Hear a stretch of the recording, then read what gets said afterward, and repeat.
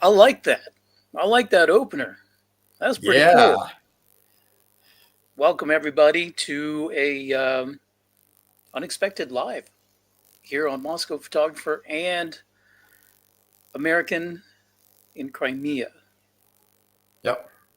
YouTube channels. Anyway, we want to kind of talk to you guys, especially those of you who are in the West, because it is 8:13 p.m. in Moscow, which means it is 11:13 a.m.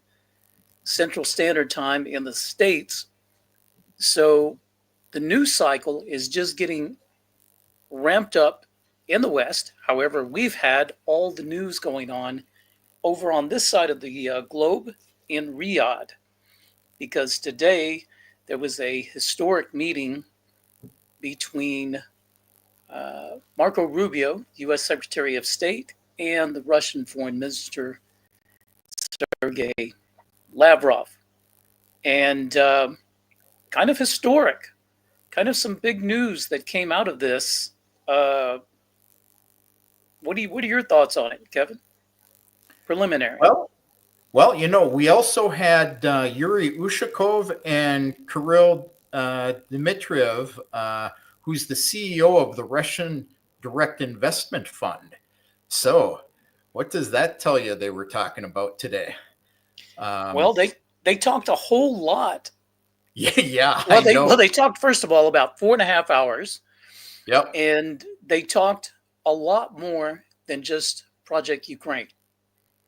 And in fact, I think Ukraine was probably an addendum, something toward the end, because some of the uh, at the end of this, and I've got a couple of clips on this, but Sergey Lavrov held a press conference, answered some questions.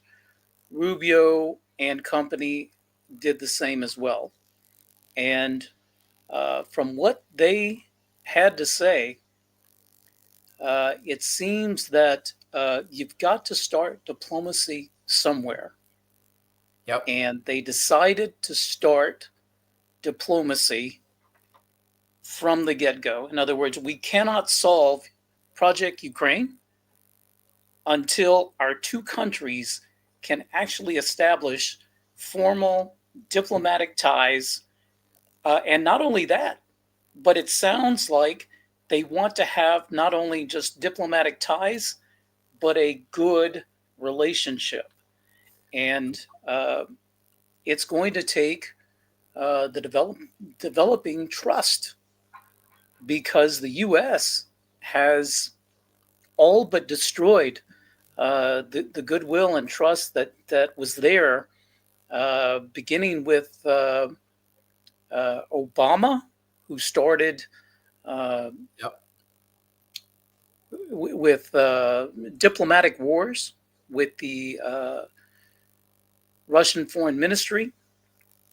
This continued during the Trump administration, and it only got worse with Biden and SMO.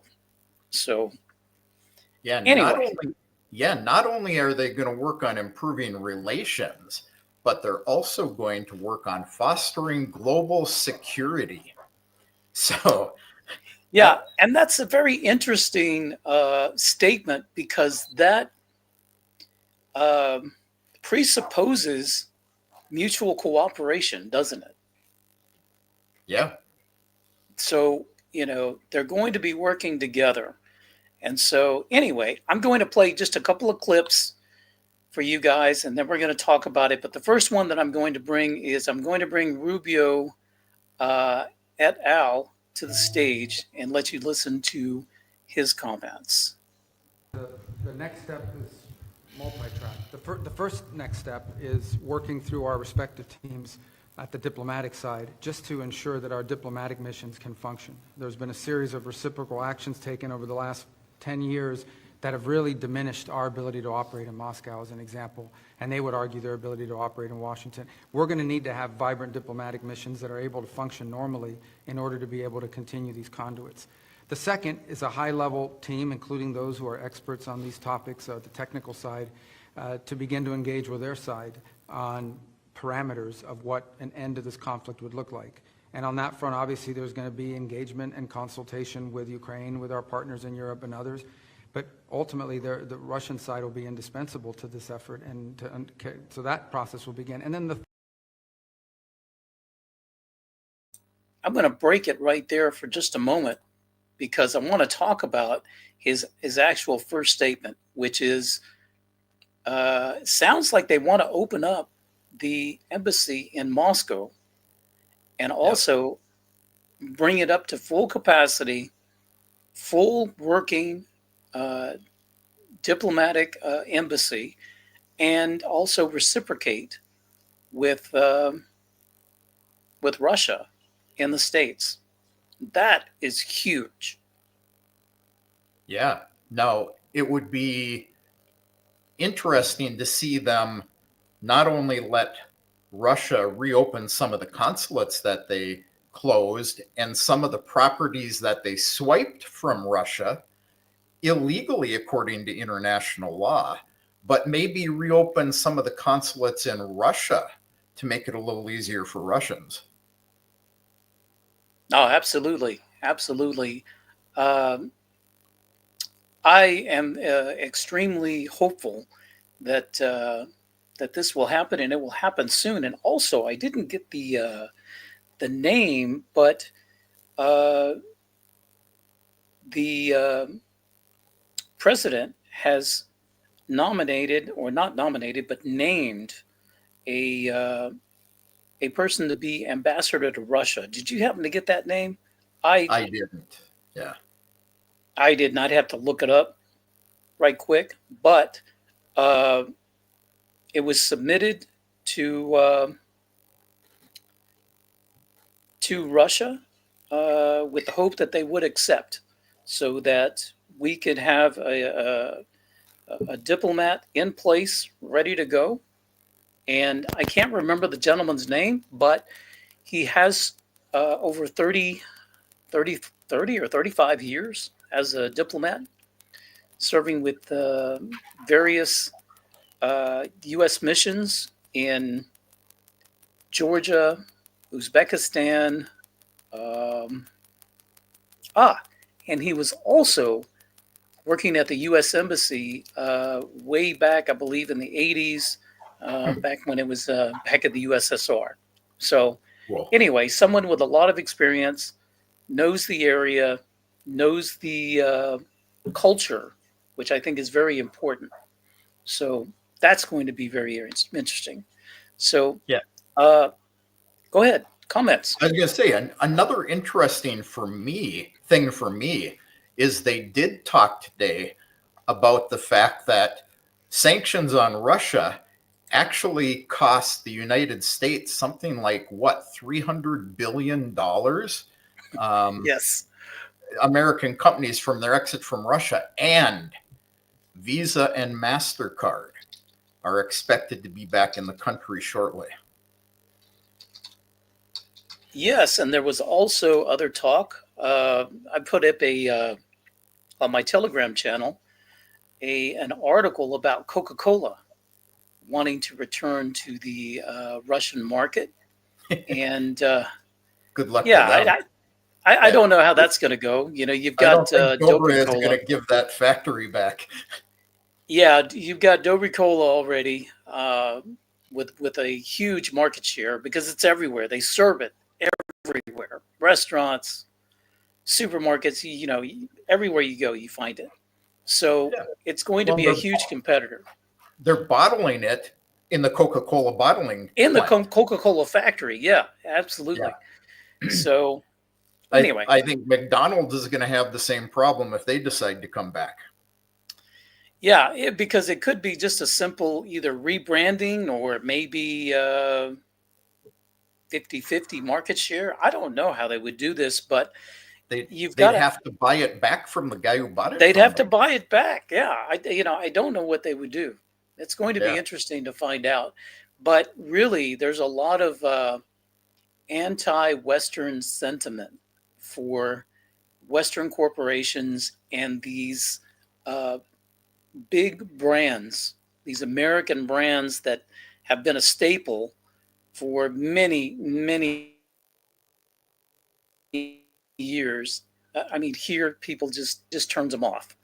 When you mention Starbucks, or even McDonald's, even though it's the same taste as Vikusna i Tochka, it's still different. So it's going to be interesting how that plays out. But we'll save that for another live. But Yep. I've got another clip I want to show you from Lavrov, and let me bring him onto the stage. He achieved, number one, probably the most urgent one, and not the most difficult one, to ensure that ambassadors of Russia in America and America in Russia are assigned as soon as possible, and the obstacles that the Biden administration built for the last 4 years, obstacles in the way of our diplomatic missions, seriously hampering their work, sending out our diplomats, something that we had to respond to, seizures of our real estate and many other things, and bank transfers that are limited. So we have agreed that our deputies, as soon as possible, will agree on a meeting to look into the need to remove those artificial barriers and obstacles in the way of embassies and other establishments of Russia in America and of America in Russia, and to work systemically on removing them, to put an end to these difficulties that hamper the progress of our normal relationships. Could you imagine these words coming out of Sergey Lavrov 1 year ago? Oh, heck no. No way. And not only that, but of course he is speaking Russian, but his tone, quite professional, but very very somber and candid and honest in his words. This is where we're headed, and This is typical of him, though, unless he's yeah, mad. it is. Yeah, but yeah, it's honest words. I'm going to go back and let Rubio finish his thoughts, and then we'll come back and we'll wind this up. Together with those other two, is beginning to engage in identifying the extraordinary opportunities that exist should this conflict come to a acceptable end, the credible opportunities that exist to partner with the Russians geopolitically on issues of common interest, and frankly economically on issues that hopefully will be good for the world and will also improve our relations in the long term between these two important countries. So all three of those efforts will be happening in conjunction with one another. Obviously the diplomatic one is one we hope to move pretty quickly on, because this involves the treatment of our respective missions. The second one will be difficult, which is the question of Ukraine and the end of that conflict. But I think that's essential in order for the third piece to even be possible, which is our ability to work together on other geopolitical matters of common interest, and of course some pretty unique, potentially historic economic partnerships as well. The key that unlocks the door for those opportunities, however, is the end to this conflict.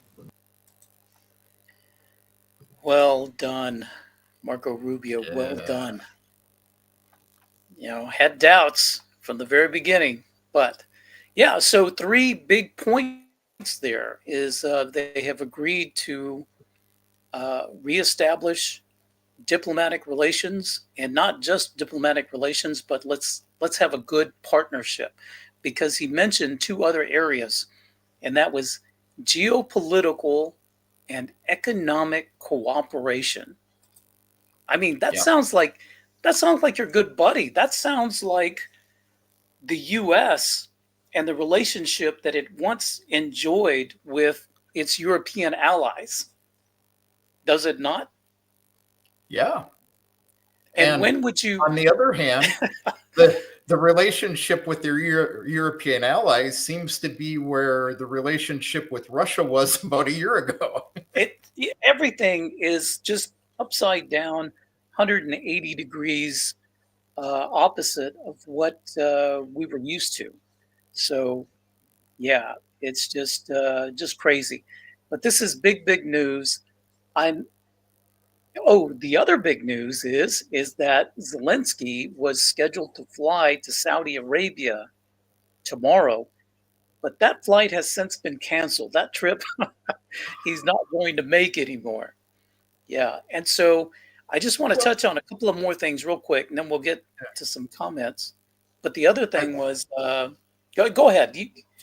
yeah, I was going to say, the Zelensky thing is because he went to the United Arab Emirates yesterday, signed an agreement that foreigners from Ukraine could own up to 70% of any business and 100% of some businesses.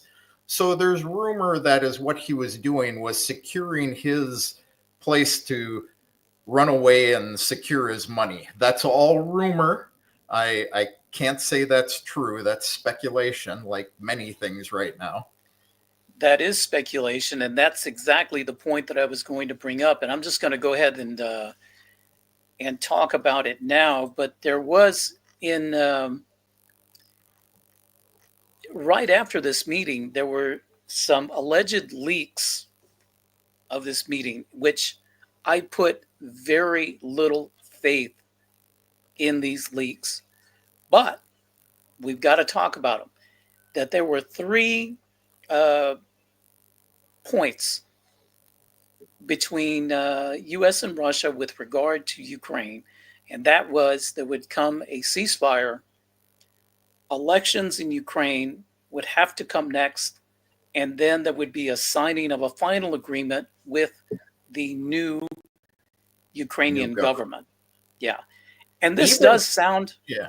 Even if Zelensky is reelected. Yes, because then he would be the legitimate president of Ukraine again. So, I mean, it doesn't sound far-fetched, but unless it comes from the State Department or the Foreign Ministry's office, it's just rumor. So we really can't even talk about that. But so we've got a couple of stars here. Do you want to talk about those, or you have another point you want to make? Your audio is muted.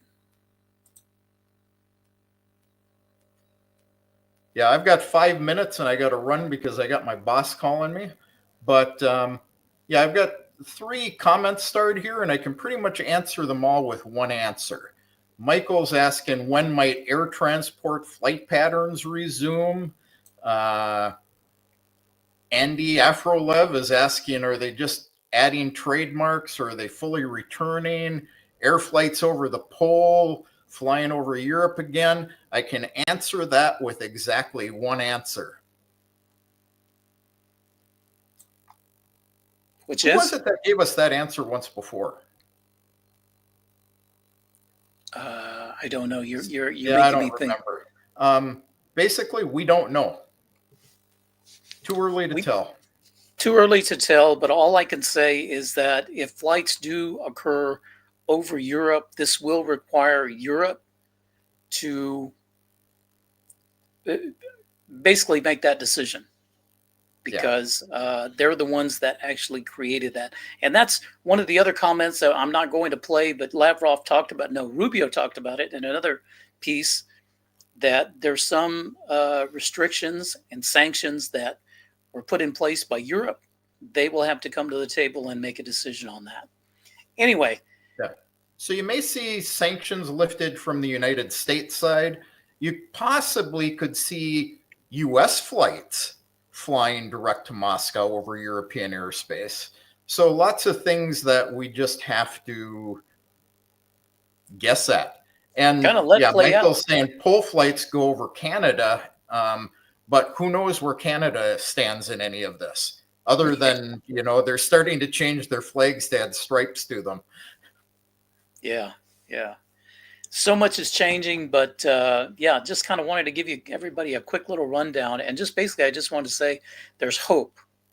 There's hope for better relations, and we'll talk about this in another live, maybe in another day. But how does this go over with the EU and with Europe? This is the second part of today. So stay tuned, guys. Yep. Thanks for joining us and hanging out. Impromptu. We'll talk to y'all later. Baka.